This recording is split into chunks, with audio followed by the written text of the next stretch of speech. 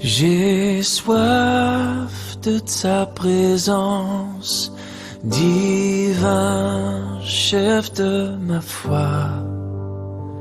Dans ma faiblesse immense, que ferais-je sans toi?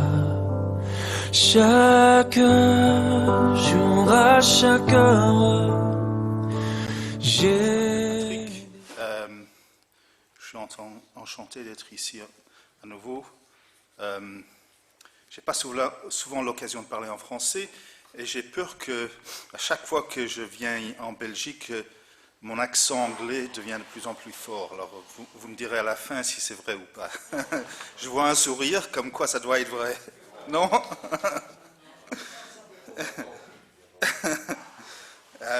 C'est pas grave, c'est comme ça. En anglais, on dit nous vivons dans des temps intéressants. We live in interesting times. Il se passe beaucoup de choses dans le monde.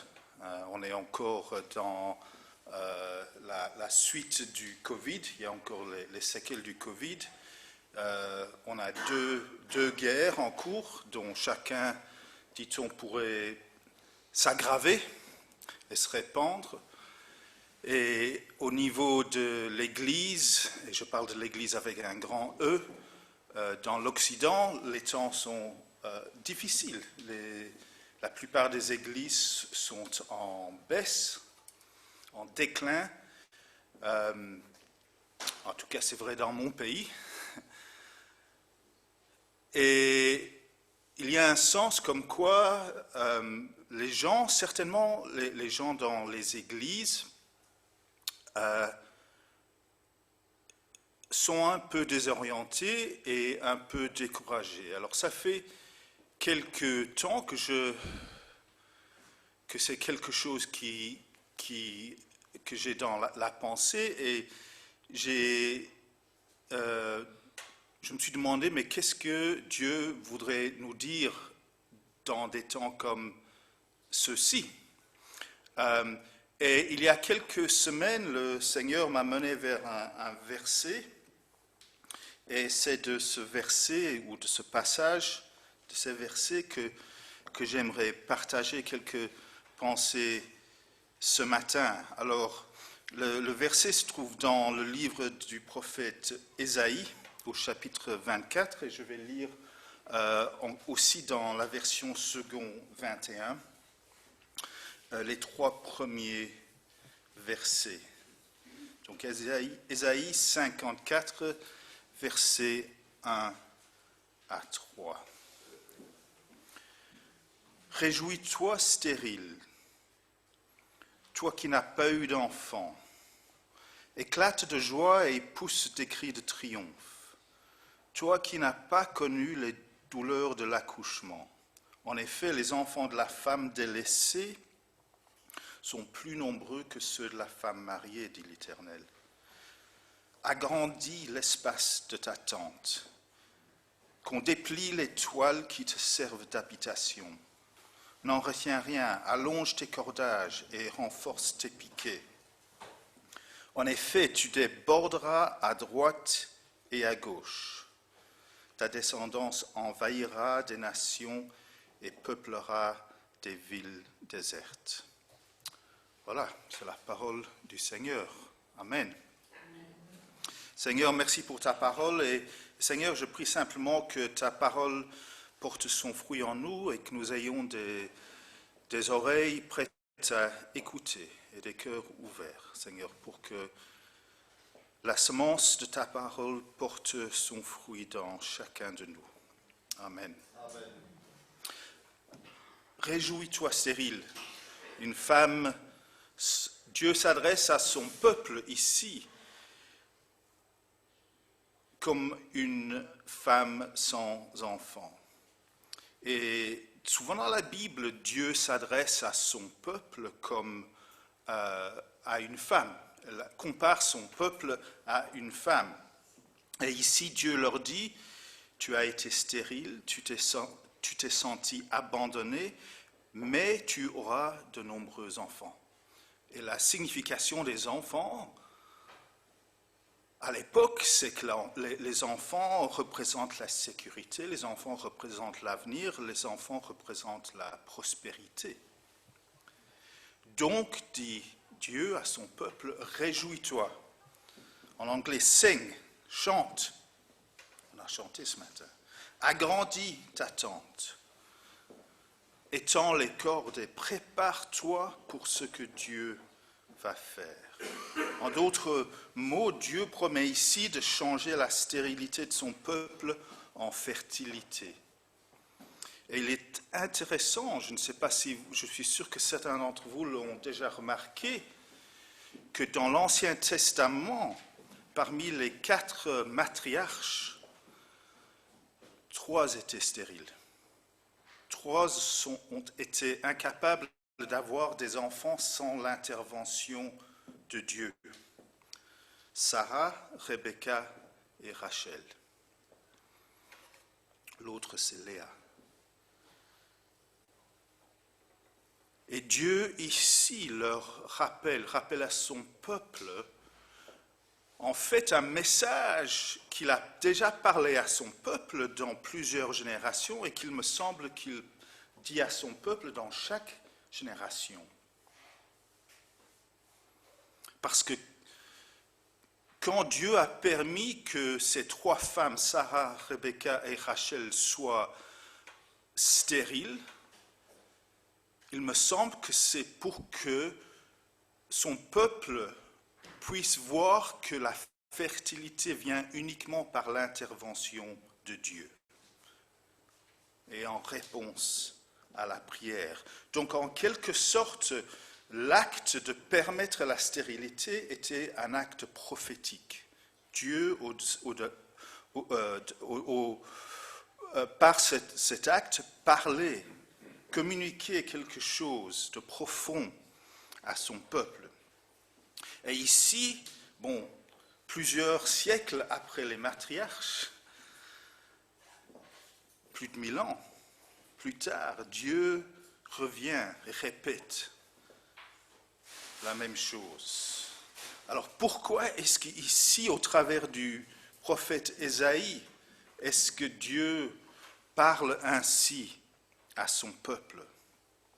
Alors, permettez-moi de vous dire quelques mots à propos du contexte dans lequel Ésaïe exerçait son ministère de prophète. Il vit environ en l'an 700, 7 siècles avant Jésus-Christ. Et il était prophète dans le royaume de Juda. C'est l'époque où le royaume avait été divisé en 2 royaumes. Le royaume de Juda et le royaume d'Israël. Et à l'époque, l'empire puissant, la grande puissance dans cette partie du monde, c'était un empire qui s'appelait l'Assyrie. Et l'Assyrie était une puissance brutale. J'ai eu l'occasion, il y a quelques mois, de visiter un grand musée à Londres, le British Museum. Je vous conseille d'y aller si vous visitez Londres, c'est gratuit. Et il y a là certaines pièces qui viennent de différentes parties du Moyen-Orient. Et il y a là aussi des fresques. Quelqu'un nous a fait un tour biblique, donc pour voir les pièces qui se rapportent à l'histoire biblique. Et on a vu les fresques de la ville de Ninive, c'est-à-dire la capitale de l'Assyrie. Et je vous dis que c'est quelque chose de profondément effrayant, de voir ce qui est décrit, ce qui est dépeint sur ces fresques, parce que dans ces fresques, les rois montraient leur victoire et ils montraient comment ils traitaient les peuples vaincus. Et je ne vous donnerai pas les détails parce que c'est franchement difficile à... dire que c'est désagréable, c'est une sous-estimation. C'était affreux. Et voilà, Ésaïe exerce son ministère de prophètes à une époque où l'Assyrie a commencé à conquérir les nations entre l'Assyrie et le Juda. Et en fait, en l'an 722, c'est le royaume d'Israël, avec la capitale en Samarie, qui tombe. Et imaginez que vous êtes citoyen de Jérusalem à cette époque. Et les nouvelles vous viennent. Samarie est tombée.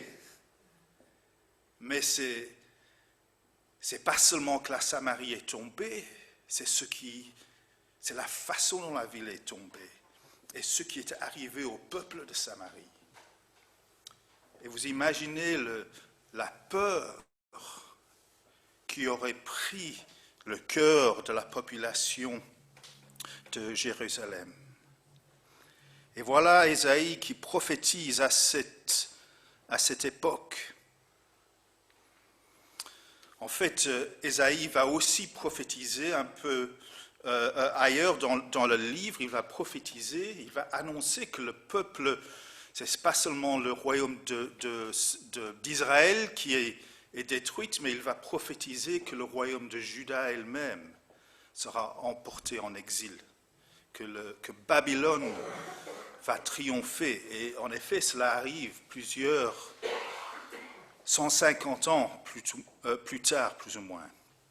Et Ésaïe prophétise aussi que non seulement le peuple de Juda sera porté en exil, mais aussi prophétise que ce peuple retournera.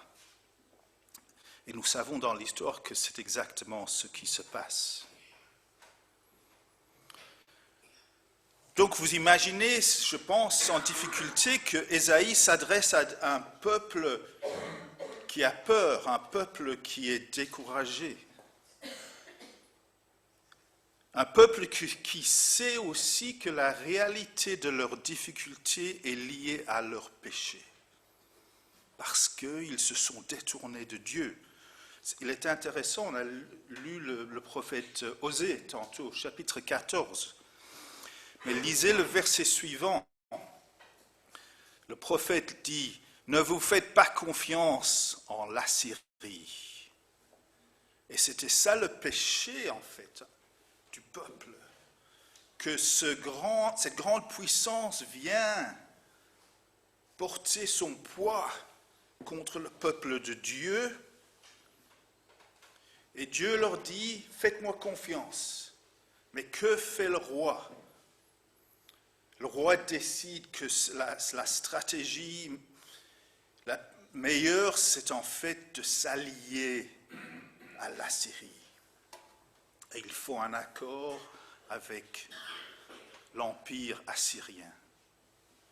Et cela a des conséquences, que pendant des années, il paye un tribut très lourd, un tribut qui rend la vie difficile pour le peuple de Juda. Alors que Dieu leur avait dit de lui faire confiance et qu'il leur porterait son salut. Mais en fait, ils ont cherché leur salut ailleurs.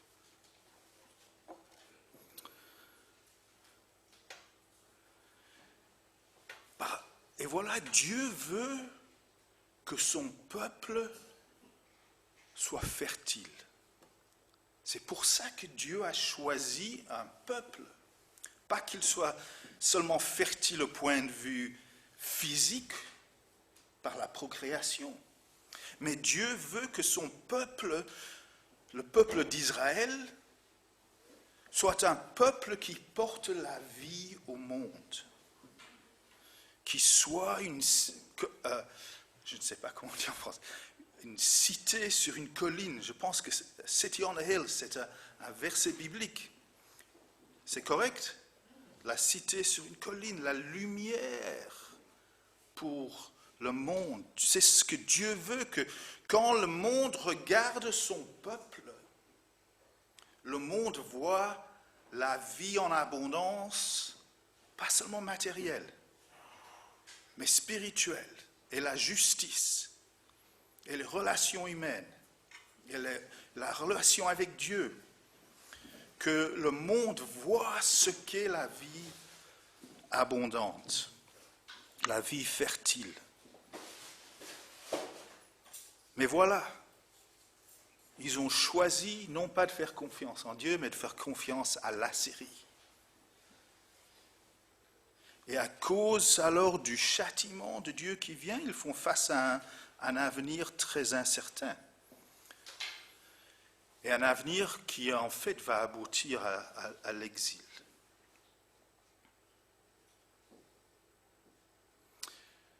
Mais voilà, ce n'est pas la fin. Ce sera la fin de l'Ancien Testament, c'est vrai, pour finir, presque.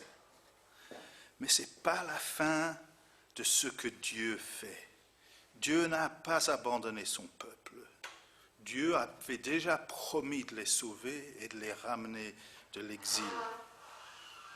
Et voilà qu'avant que tout cela ne se déroule, Dieu dit à son peuple de se préparer pour ce qu'il va faire. Agrandir leur tente et allonger les cordes, c'est-à-dire vivre dans la foi et la confiance en attendant avec désir et avec joie et avec foi l'intervention et l'œuvre de Dieu. De ne pas, en d'autres mots, se replier sur soi.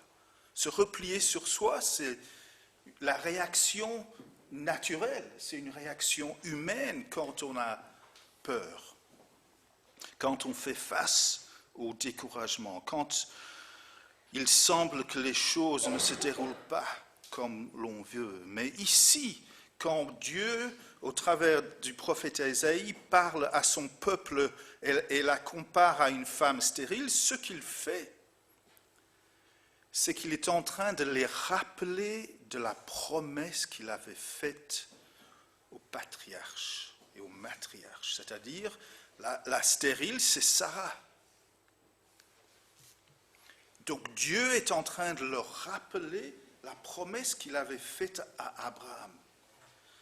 Et je vous la rappelle, c'est au 12e chapitre du livre de Genèse. « Je ferai de toi, verset 2, je ferai de toi une grande nation, je te bénirai, je rendrai ton nom grand, et tu seras une source de bénédiction. Je bénirai ceux qui te béniront, et je maudirai ceux qui te maudiront. Et toutes les familles de la terre seront bénies en toi. » Une promesse que Dieu avait faite, si ma chronologie est correcte, 13 à 1500 ans auparavant. Et Dieu rappelle à son peuple ses promesses.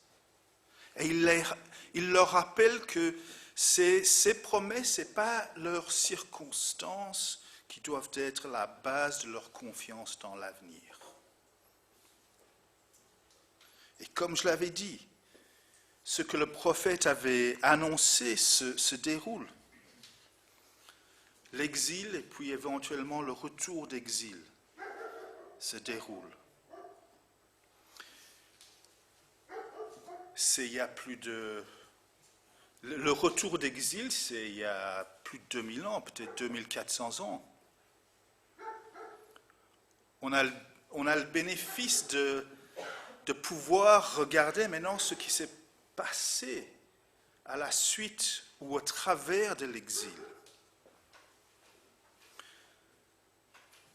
Ce qui s'est passé au travers de l'exil, c'est que des communautés juives se sont établies de par le monde connu, autour de la Méditerranée, jusqu'au Moyen-Orient, jusque même peut-être en Chine, et même jusqu'au sud de l'Inde.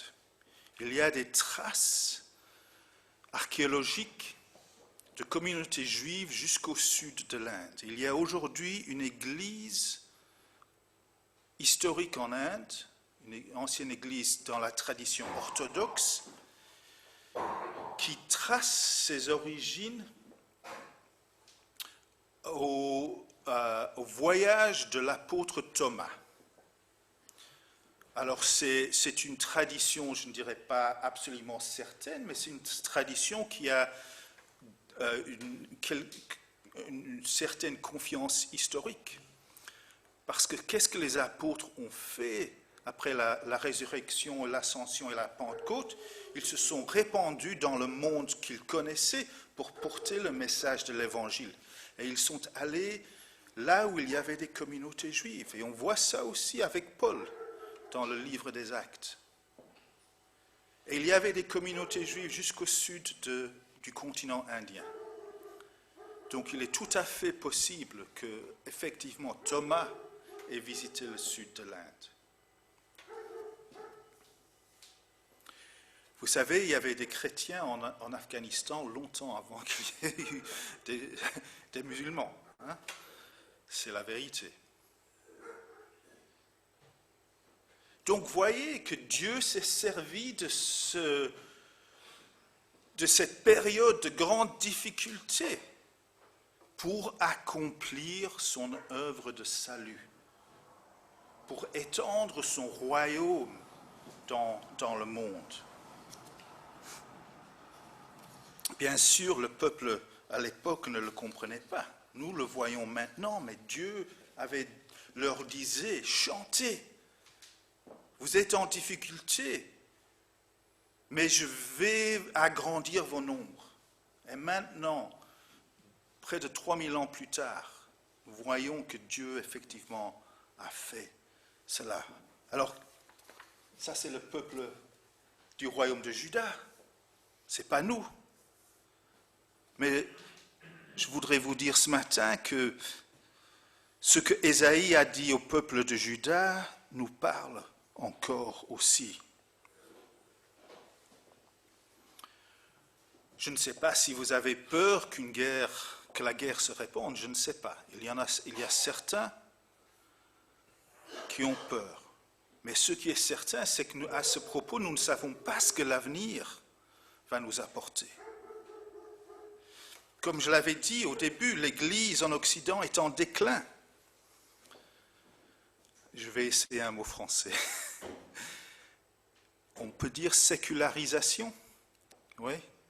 La sécularisation se répand de plus en plus. Le nombre de chrétiens dans quasiment toutes les églises est en baisse.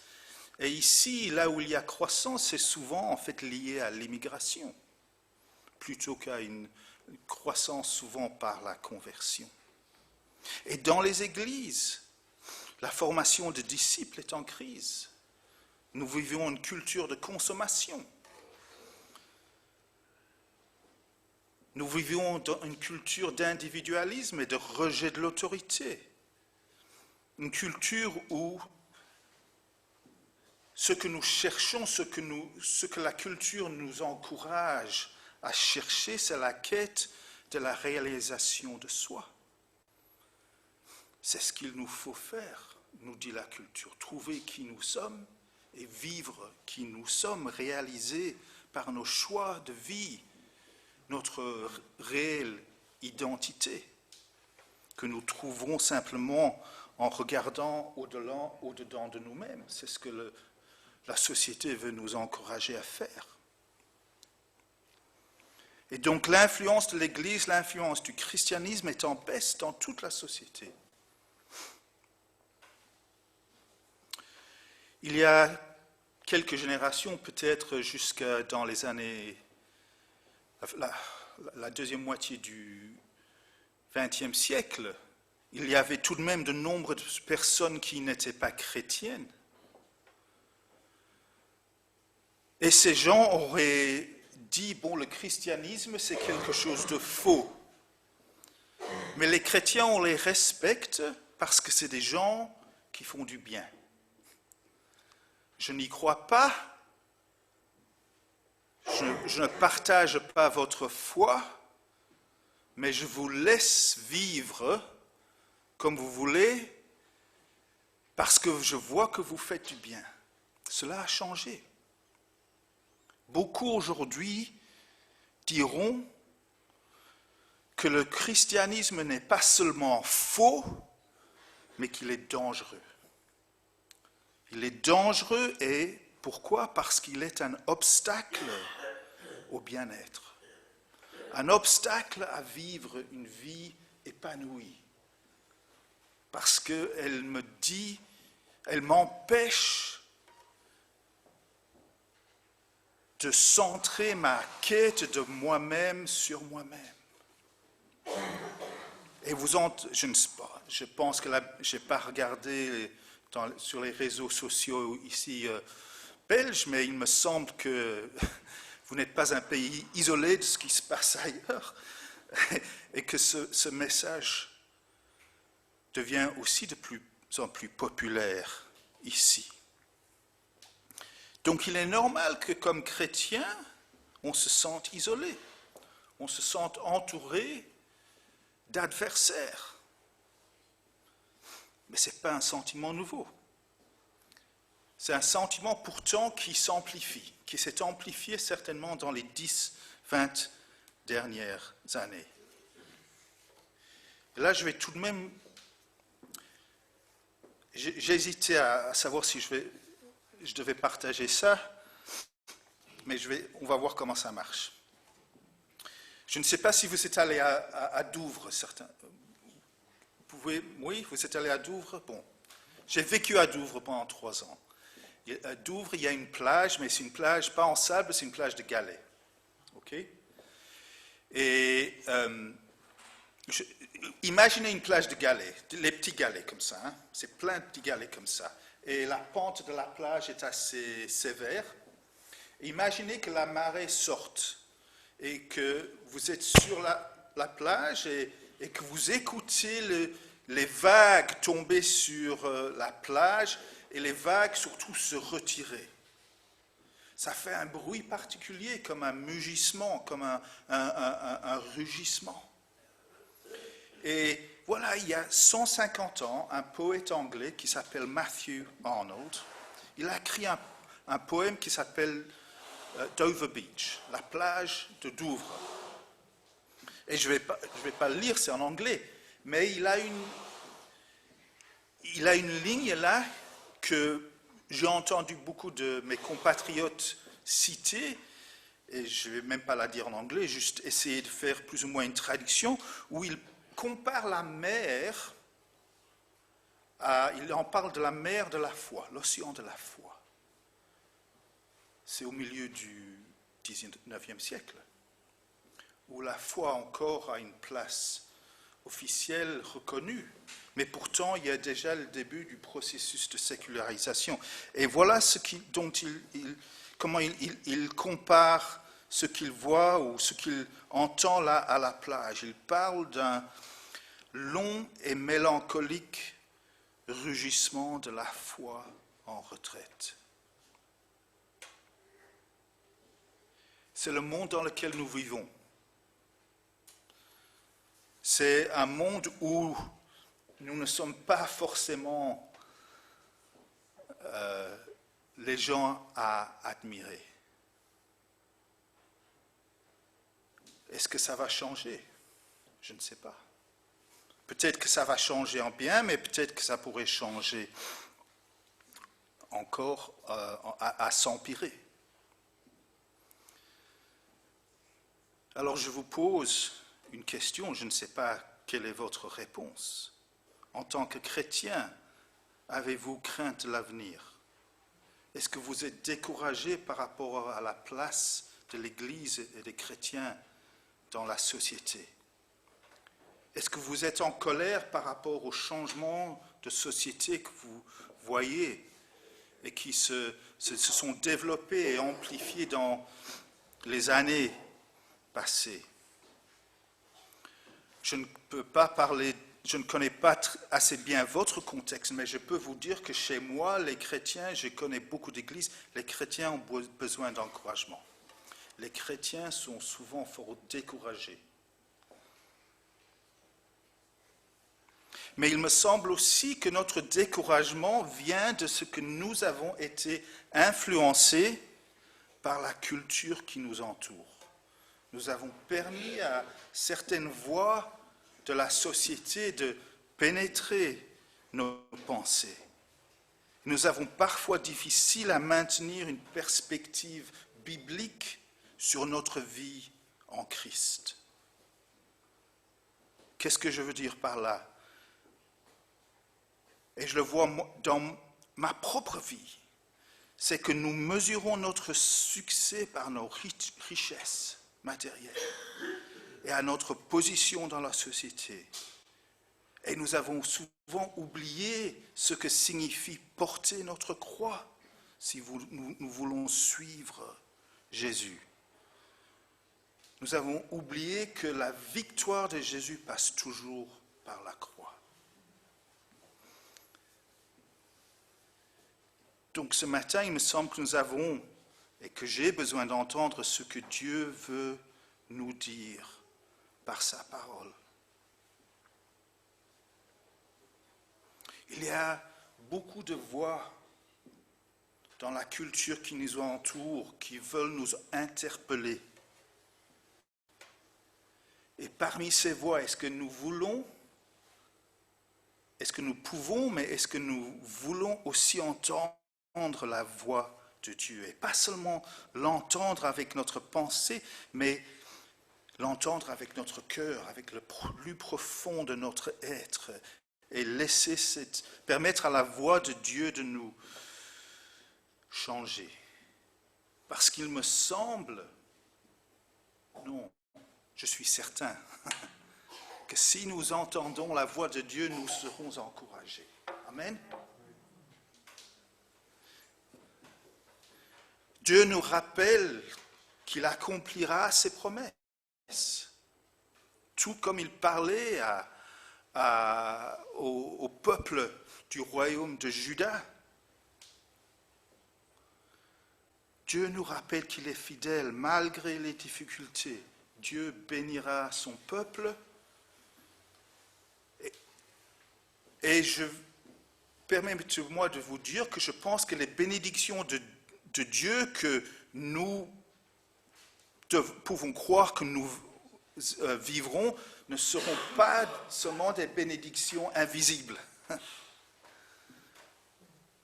Je ne sais pas nécessairement ce qu'elles seront.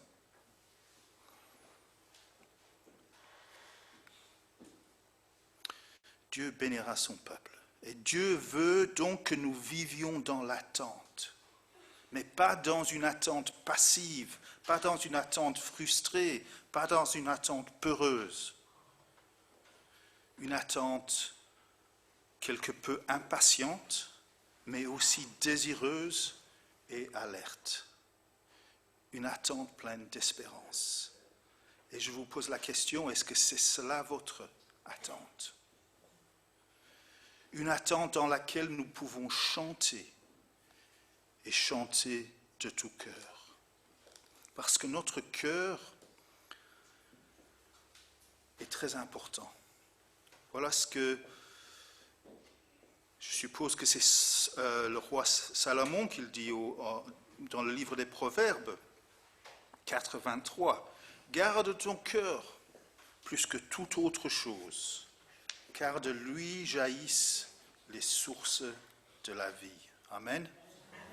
Et parfois, les voix que nous entendons affectent notre cœur.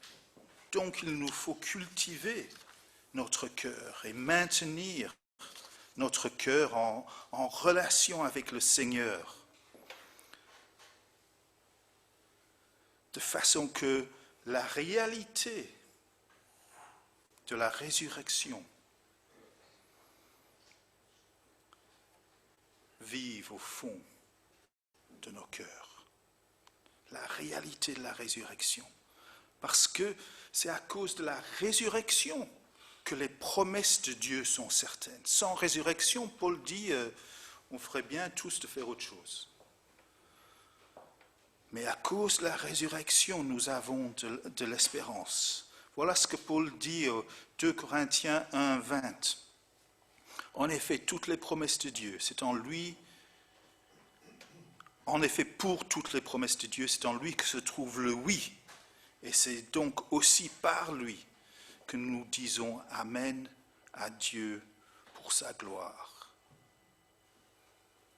Et quand Paul écrit aux chrétiens à Éphèse, il leur rappelle que la puissance de Dieu qui a ressuscité Jésus, c'est la même puissance qui est à l'œuvre en nous.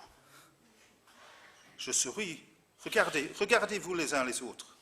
Je suis sérieux. Tournez la tête. Regardez-vous.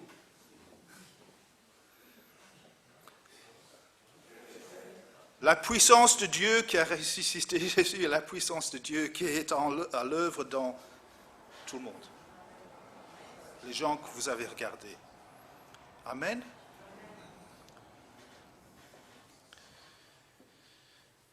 Et tout comme Jésus est ressuscité, Amen, il reviendra. Amen. Et c'est le fondement de notre espérance. Je ne sais pas quand il reviendra.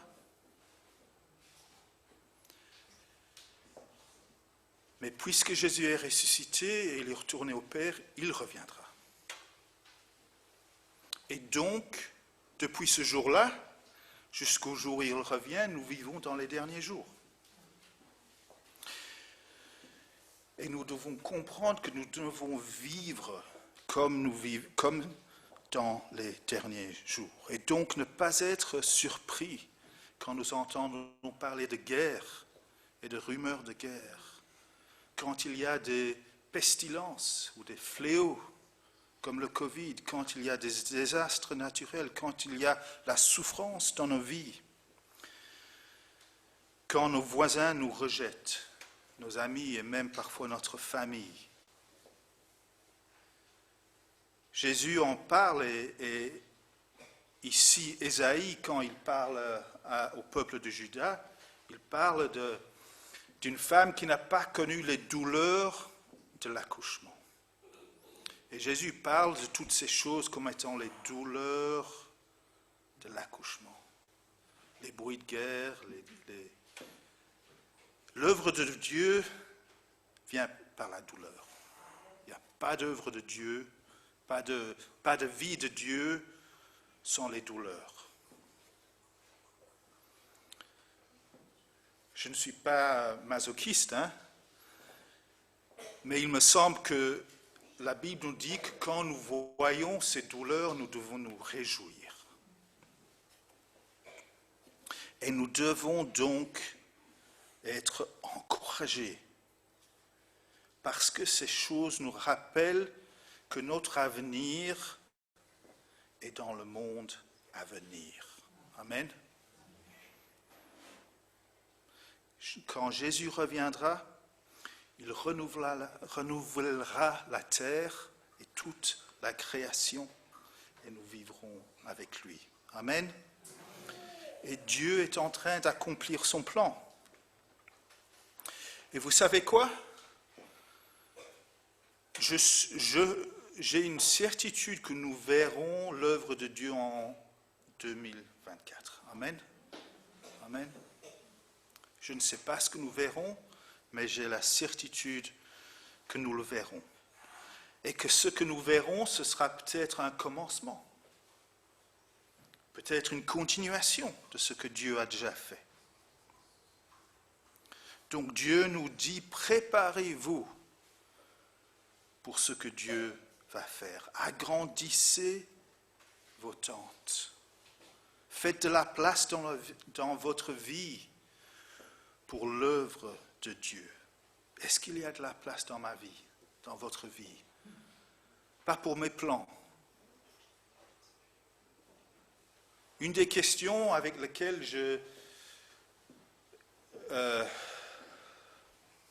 I wrestle, c'est quoi? Je ne sais pas. Je lutte. Parfois, c'est est-ce que mon service pour Dieu bloque toute la place pour Dieu de faire son œuvre? Voilà. On peut faire des bonnes choses, mais il faut aussi laisser la place pour que Dieu puisse faire son œuvre. Et il me semble que Dieu J'entends ce message, je l'ai entendu à Londres, et ça a vraiment résonné dans mon cœur. Dieu rappelle son peuple à se redédier à lui, à nous redédier à la mission de Dieu et à la prière, et même aux jeunes. Vous savez ce que c'est que la mission? Vous savez que Dieu a une mission? Nous, on se dit souvent que nous, on a une mission. Mais nous participons à la mission de Dieu. Amen. Et la mission de Dieu, c'est d'étendre son royaume afin de porter le salut au bout du monde. Amen.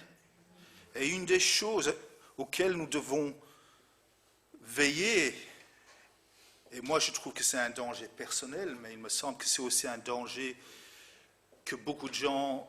auquel beaucoup de gens font face dans le contexte où nous vivons, c'est qu'il nous faut veiller au cynisme.